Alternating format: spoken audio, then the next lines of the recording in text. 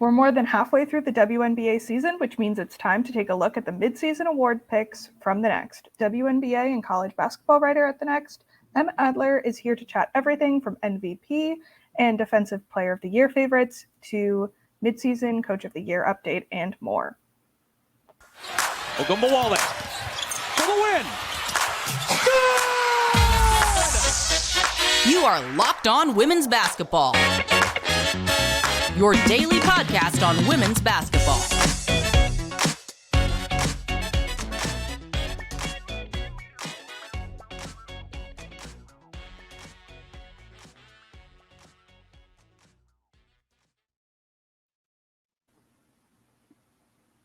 Hello and happy Friday. You are locked on to women's basketball. I'm Natalie Heavren, and I'm a features writer and the Atlantic 10 beat reporter for The Next. Thanks for making Locked On Women's Basketball your first listen every day. And remember, Locked On Women's Basketball is free and available on all platforms, including YouTube. Today, we'll be chatting all about the midseason award picks from The Next, what was expected, what wasn't, what there's left to prove, and more. Joining me today is the mastermind behind it all, Adler, who covers the WNBA and college basketball for The Next. If you're new to Locked On Women's Basketball, a little more about thenexthoops.com. We have over 100 reported pieces every single month. We have a beat reporter on every single WNBA team. So subscribe to us on YouTube, along with reporting every day of the week, $9 a month, $72 a year at thenexthoops.com. So, you gathered more than a dozen of us at The Next to follow up on your preseason awards. First of all, I can't believe we're more than halfway through the season already. Second, let's just dive right into the results. What were the results of the midseason MVP, and was it what you were expecting when the season started? The results for the midseason MVP, it's pretty unique what ended up coming through in terms of the award. So usually the way I do it in terms of being able to visualize it is because of how the balloting works in the WNBA, which is to say, at the end of the season, when people have an official MVP vote, they select 5 names, and each slot is worth a different number of points. It goes 10 for first place, then 7, 5, 3, and 1. And so it is very rare that the person who does that, first of all, the person who does not have the most number 1 votes ends up number 1 in terms of total points. And secondly, the way to visualize those total points is, I have found the easiest way is to visualize them in terms of total vote share, which is just the percentage of total points you can get, just because of we have weird numbers going on. And Alyssa Thomas was our leading vote getter in terms of first place votes. She had 6, Brianna Stewart had 4, and no one else had more than 1. And so they were the closest in the MVP race, at least at midseason, basically by less than 1% in terms of the difference in total points. And there has only once been a MVP race in WNBA history that ended up that close. There have been 2 that were sort of in this range if you scale up from 13 people voting to the mid-50s, nearly 60 number that WNBA has going on this year. I was expecting, Brianna Stewart, Alyssa Thomas, Asia Wilson. I think we were all expecting those to be the highest vote getters. They have been sort of the biggest trio in recent years, along with JJ when she was still in Connecticut. I wasn't necessarily expecting Alyssa Thomas to be so close to Brianna Stewart. So I'll put it, it's honestly, we'll see how the second half of the season goes. It could go either way. I think Alyssa Thomas is certainly deserving of that recognition, especially with how much she has just led the team lately, even when she's not getting the assists. But it's really impressive to see that, Brianna Stewart approaching possibly her second MVP, Alyssa Thomas could be getting her first. And they're both incredibly deserving candidates, both this year and on the historical scale. And what do you think needs to happen for one of these players to separate themselves? Or do you think we'll still be having this conversation about who the MVP will be in the last week or 2 of the season?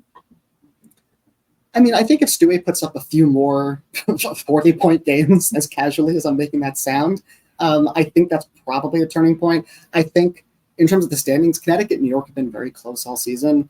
in no small part because New York continues to find ways to almost lose or occasionally lose to teams they have no business being close with.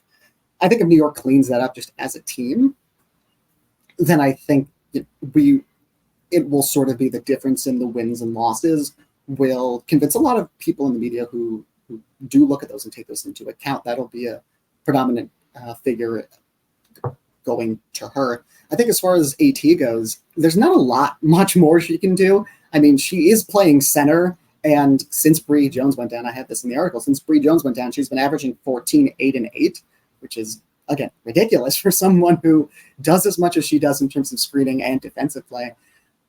There is, in theory, she could put up more points, but with her shoulders being what they are and her clearly having no inclination of fixing them, maybe she gets lucky with more of the elbow jumpers going in, and suddenly you go from average scoring efficiency to above average, and that would tick up the total scoring, and I think that would make a sort of statistical difference. But I think it's probably, if she continues what she's doing right now, she has an edge. If Stewie just goes on a tear or the Liberty clean their things up, I think it'll be really hard to convince a majority of national voters on AT's case. And, the Defensive Player of the Year candidates weren't surprising in our voting, but I just want to read this snippet of your article to the viewers. Stop me if you've heard this one before. Alyssa Thomas, Asia Wilson, and Breanna Stewart are among the leading contenders for Defensive Player of the Year, but this year is shaping up to be the one Thomas can finally win a Defensive Player of the Year award. The WNBA's best all-around defender, she regularly alternates between defending guards at the point of attacking and protecting the rim on the same play, enabling the versatility and adaptability the Sun play with. So do you think that this could be Alyssa Thomas's award to lose, or is there anything else she needs to prove? I think in terms of Alyssa Thomas, it's always been a little tricky getting all the way to a Defensive Player of the Year award, because for the most part, she is not a particularly outstanding player in terms of stocks. And for listeners at home, stocks means steals and blocks, the combination. Some places, I know CBB Analytics, use the term Hakeems for them. That's a lot less common now. You usually hear them stocks. So she is a much lower stocks player than Stewie, than Asia, than Sylvia Fowles was when she was still in the league. So there was always that disadvantage, and especially when it was playing on a team with JJ, who a lot of people considered either the better or possibly more valuable defender. And so I think in that respect, it's always sort of been a little bit of an uphill challenge. But this year is pretty unique, I think, because Stewie is not only taking on maybe not more in terms of usage, but a more varied offensive role that demands a little more physicality from her and means she can't do everything on defense like she did for the Storm. She's also surrounded by, frankly, just much worse defensive players around her. And when you are surrounded by worse defensive players, even if you're playing the same level of defense, it's just harder to be as impactful because of that's just how defense works. You can't be a one-man show. It's always 4 or 5 players playing together. And, Stewie, the momentum has been building for her in recent years, but I don't think this is the year. And I think given the fact that Asia won it last year, and the fact that, they added Candace, they added Alicia Clark, 2 premier defensive players, even at this stage of their careers, I think that is one of the reasons why she might be lagging behind AT a little bit, especially because the Suns' defense is still good, and AT has to do more this year than in previous years. And, as you pointed out in your story, Breonna Jones and Azurá Stevens are in starting lineups now. So the 6th Player of the Year award was pretty wide open heading into this season. Our first place votes were split between Dejanay Carrington from Connecticut and Las Vegas's Alicia Clark. Is this what you were expecting when we did these preseason awards a little over 2 months ago? Alicia Clark, I think, was pretty dominantly the preseason 6th Player of the Year favorite. And, she's played really well this year. Her shot has certainly returned in a way that there was some concern, especially on my end, about that regressing, just given how poorly she shot in Washington. She may have, as I mentioned, she's clearly lost a step from her prime in the late 2010s with Seattle, but for a bench defender who can guard 2 through 4, she's everything you can ask for. So, that has held up. She's, like you said, number 2 in there. But there is a solid margin between her and Dejanay Carrington. And I think a lot of that is just because the aces are so good. How much value can a bench player really bring to them, even if it is Alicia Clark shooting as well as she is? And Dejanay Carrington's lighting it up right now. She's her shooting splits since she got more time because Hannah Jones went down. It's been something like 44 from the field, 40 from 3, on like 2 attempts a game. It's pretty good. And just providing the amount of rim pressure she has, she gives so much defensive effort. It pops in a way when you watch her, in a way that some other players might be good, but they don't quite pop. With her, it's super obvious. And I think there's down ballot candidates as well, and I think it's kind of funny to look at who else is getting votes.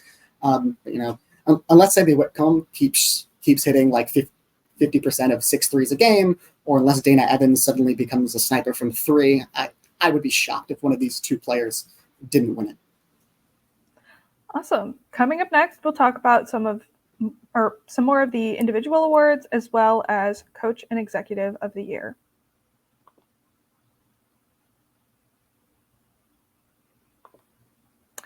Today's episode is brought to you by FanDuel. Take your first swing at betting MLB on FanDuel and get 10 times your first bet amount in bonus bets up to $200. That's right, just bet $20 and you'll land $200 in bonus bets, win or lose. That's $200 you can spend betting everything from money line to the over-under to who you think is going to hit the first home run.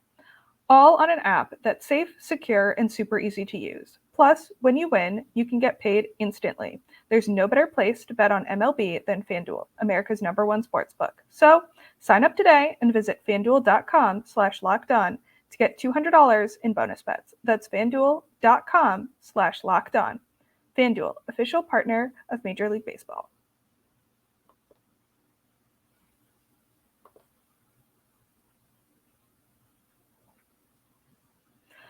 Thanks for making Locked On Women's Basketball your first listen every day. I'm here for you every other Friday, and every Saturday, make sure to tune in to Em and the rest of our Saturday crew. They've been working on a great retrospective series, looking at old game film, news reports, stats, and more to determine the best WNBA prospect. So, Em, I had the pleasure of editing your weekly Sunday column before All-Star break, where you went into some of the most improved player candidates. I was a little surprised how many people got first place votes in our voting, including several who weren't mentioned in the preseason awards. Were you also surprised? And do you think there's a leader for who gets it or who has the most to prove in the next several weeks? That's a great question. To go a little behind the scenes a bit, when I'm making the graphics for this, I just manually pick the cutoff points for what I'm showing, like the vote shares, the percentage representation of total points. When it comes to first place votes, I put up a table and it says everyone who got a first place vote and it's just organized by the number of votes they got. When it comes to voting shares, I usually try to put on like 5 or 6 names. I just pick a random cutoff point that somewhere between like 7 and 20%, just where there seems to be a significant drop off from like a mid-tier candidate to the also receiving down ballot votes. With most improved, it was really tricky because you have 4 players above 20%. There's a clear front runner. There's a clear next 3. And then there were like 5 names between 15% and 7.5%. These are all players who basically got like 2 to 4 votes depending on the spot in the ballot. And I had no idea where to cut it off. So just picked the drop off that came after number 4. And I think that speaks to, and as you mentioned with the number of people who got number 1 votes, is the fact that there really isn't a clear dominant front runner this year. Our voting seemed to make it clear that Elena Smith is the front runner, and I can't really argue with that, given the fact that she was not really good and was also cut in early in the season by one of the worst teams in recent WNBA history, and now she's like a very good contributor to a Chicago Sky team that without her would be much worse. She's very good in a lot of facets that we haven't seen before, and I think that makes her a very worthy candidate. I think when it comes to this, because of my having written the Sunday notes thing that you edited, as you mentioned, and also the fact that before that, just to gauge where I was at in writing on those players, I asked in our Slack just to see if my thinking on some of the players I wrote about, like Jordan Canada, Michaela Onyenwere, how that stacked up to what people were thinking of. And that's the thing when it comes to our features in terms of the midseason and postseason voting, is we're always going to have slight biases in certain directions, usually to like if someone's talking about someone in the Slack a bit. So I think that's one of the reasons why Jordan Canada and Michaela Onyenwere were boosted there.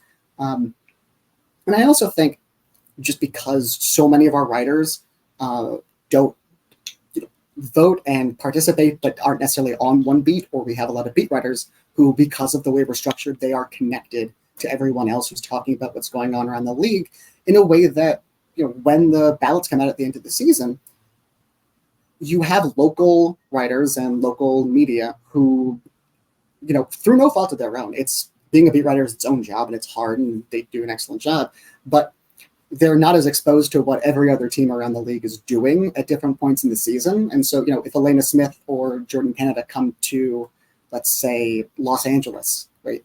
Jordan Canada plays in Los Angeles. Let's say Elena Smith and Jordan Canada come to Dallas, and in the 2 games they're there, they don't have great games. That's going to affect someone's perception of them. And I think, we are going to have probably a more even spread than the eventual voting might be. Always love a behind the scenes look with you. But now we're moving on to what I consider definitely the least shocking result in this survey, the Rookie of the Year category. Aaliyah Boston got every first place vote. Can you just talk a little bit about her rookie campaign and why the choice might have been such an obvious one for us? Yeah, so, Aaliyah Boston, obviously going to be Rookie of the Year. I genuinely think that if she randomly got shut down for the rest of the season, right after we were finished recording, she would still be the Rookie of the Year, and almost unanimously. She is second in the WNBA in field goal percentage as we speak. She is the one player consistently getting doubled from Indiana and dictating opponents' defensive coverages. She has gone head-to-head, one-on-one in the post with, earlier in the season at least, Jonquil Jones, Brianna Jones, Neko Gumake, and was winning. Like, it's really hard to stop her one-on-one, even if you have such great post defenders.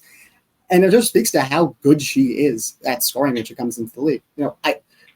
I mentioned in there, just for my personal assessment, that she's not necessarily an all defense level center yet, but for a rookie center who has not the highest amount of defensive help that she's been given, she's still really good in that sense. And moving on to our Coach and Executive of the Year, in the preseason awards, we considered Jonathan Kolb the front runner for Executive of the Year. We still do. Do you think that's fair, given how the season has played out so far? Yeah. The Liberty last season barely scraped into the 8 seed, and this year they're the 2 seed, and for a very obvious reason. They acquired 3 all-stars from this year. During the offseason, they also added some good role players, even if they're not necessarily playing up to what we know they can do. I think that is certainly a very good job by him just to round out the roster. And especially, I wrote this in here, but I think it might even be a little underrated on some public side knowledge, is just how tricky it is to deal with the French Federation when it comes to trying to get Marin Johannes over here for basically, I think it's going to be like 90 to 92% of the season. That's a really impressive job. I think it makes a lot of sense that he is just completely dominating that award. He only, I believe he received 8 first place votes in comparison. No one else had more than 1. Darius Taylor and Dan Padover bringing up the rear. I think that makes sense given how many new faces have come into those franchises and how stable they are and how good they are this year. And were you expecting Stephanie Wedding, Connecticut, and Latricia Trammell in Dallas to be the front runners for Coach of the Year when the season started? And what do you think will be enough to win Coach of the Year this year? Latricia Trammell is definitely my personal preseason favorite for Coach of the Year. There was certainly a chance for Kurt Miller, I think, just given the situation in LA. But I think watching the preseason and seeing how disciplined Dallas was and how just much better they were on the court and just how much more together they were than they had been under recent coaching changes, it sort of stood out as, this is the obvious contender.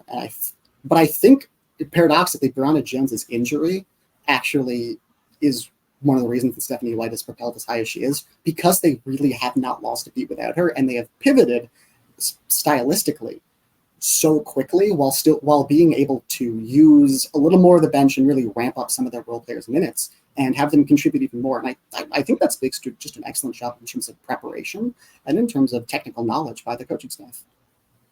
And do you think there's one or two things that either coach can do to, wrap that up? Or do you think we'll still be having that conversation in another couple months?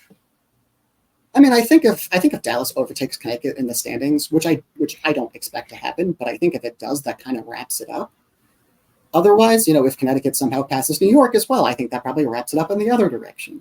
I think it kind of is going to come down to who ends the season hot, who ends the season cold, whether, we see, a continued arc of improvement from Dallas probably can't improve more than they already are. They are at the first team. The offense has been scoring 100 points a game. Like, if they can maintain that, I think that is what you're looking for with Latricia Trammell. Coming up next, we'll finish our midseason award conversation and hear more of M's thoughts about what to expect in the second half of this season.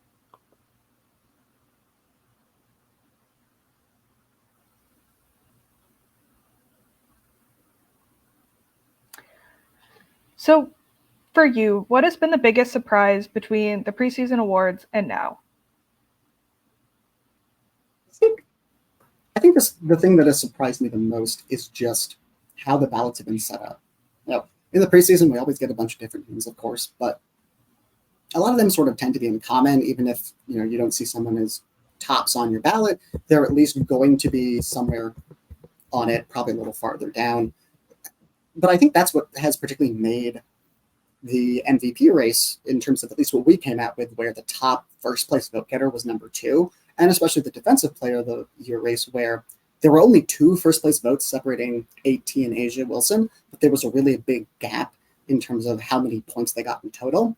It's really interesting to me that, given how the season has gone, the Aces are where they are. You have the Liberty and the Sun and the recent Wings, who are, I'd say, pretty close in terms of ability.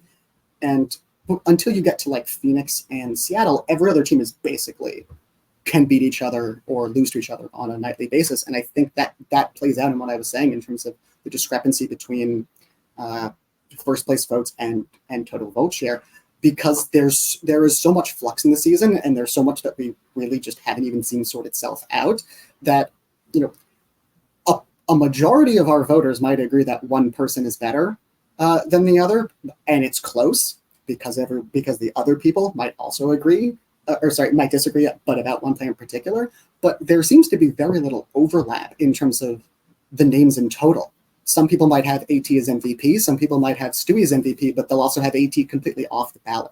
Some people will have, it seems like a lot of people had Asia as number 1 on their defensive player of the year, and AT was number 2.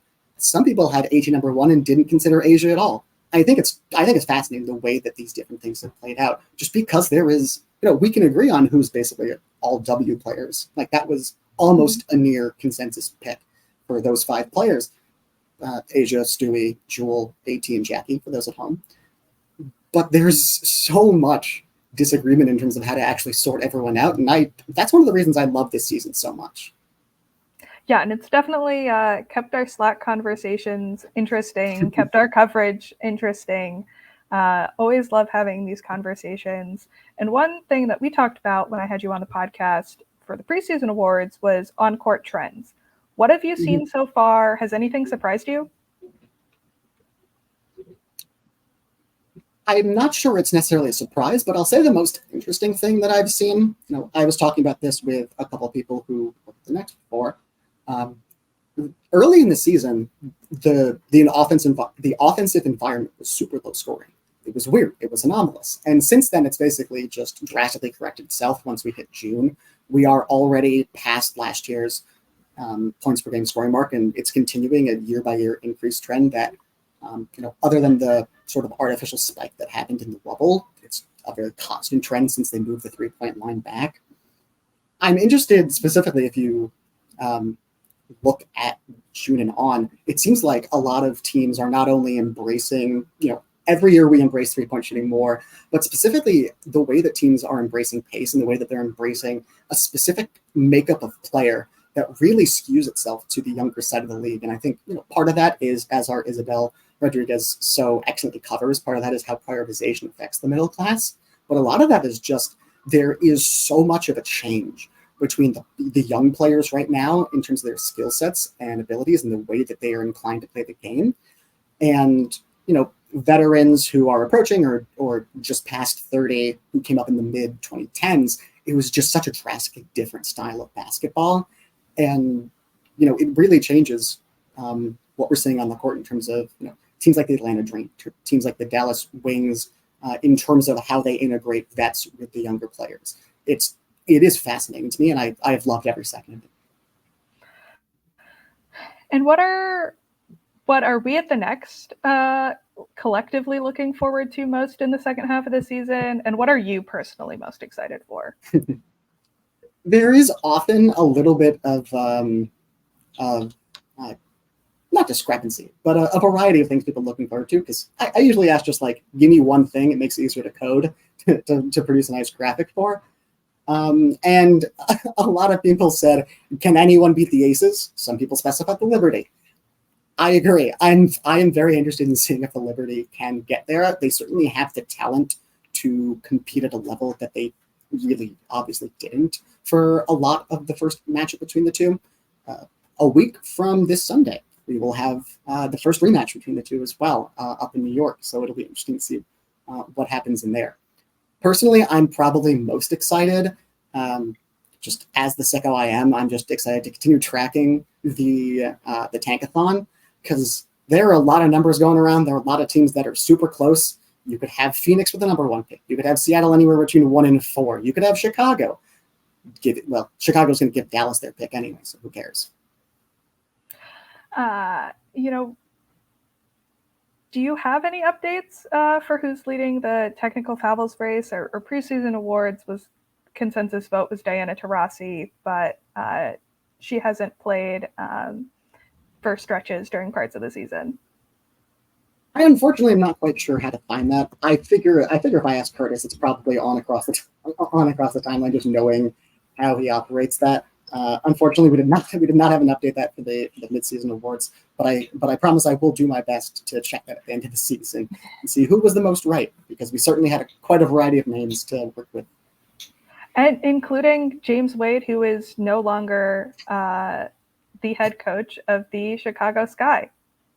Yeah, depending on how long the WNBA finals go, we might have the men's league starting up before the W or around the same time. So it'll be interesting to see whether I have to count some days he spends with the Raptors.